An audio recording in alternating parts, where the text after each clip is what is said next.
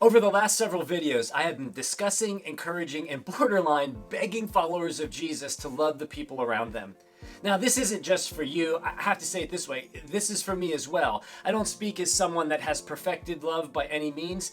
No, matter of fact, most of what I share with you in these videos concerning love has a lot to do with my journey and in my pursuit of following Jesus. So no way does what I'm about to share with you or have shared with you come out as me as the authority on love and you're just the student. And I have to tell you this straight up front. I am working on this with you. Love is the answer. And the reason I am convinced that love is the answer is Jesus changed the world by loving people, and he tells his followers that love is how this world that you encounter, the people you encounter every day, are going to know you're his followers. That's in John 13:35. So yes, it is that critical. And just in case you need a refresher on what love is, I'm going to ask you to go read 1 Corinthians chapter 13 again. I've mentioned it many times in these last few videos. Now, what I want to do though today is I want to share with you something concerning Jesus' command to love and our need to love others and their need to be loved. And we're going to shift our focus a bit today off of those that we are learning to love and take a moment and evaluate those that we're allowing to speak into our lives.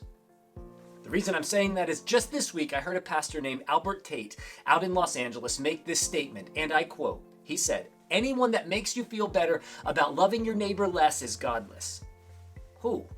When I heard that, I began to evaluate the voices that are speaking into my life, and I thought about it. I'm like, well, what is TV shows that I'm watching? What does the songs that I'm hearing tell me? What about movies tell me? What does the news I listen to tell me about the people around me? What do my friends encourage me to handle the people around me? And I quickly came to the conclusion that yes, there are voices speaking into my life that encourage me to be less patient, that encourage me to hold grudges, that encourage me not to forgive, that encourage me to think I'm better than somebody else or another group of people or even an organization.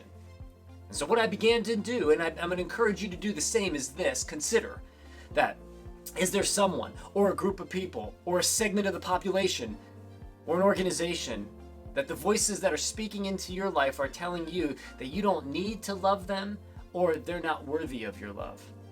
I'll tell you this, that's not from God. For even Jesus tells us to love our neighbors and our enemies. So, pay close attention to the voices that you allow to have influence in your mind and your heart. Do they encourage you to love your neighbor less? If so, that's not from Christ.